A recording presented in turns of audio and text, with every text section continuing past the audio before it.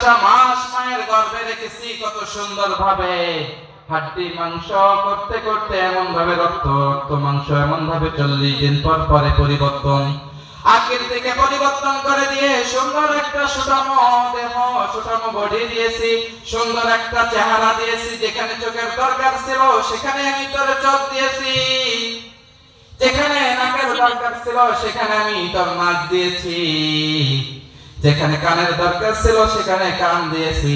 একটা পাও লম্বা করে দেই নাই, একটা পাও খাটো করে দেই নাই, একটা হাত লম্বা করেও দেই নাই, একটা হাত খাটো করেও দেই নাই।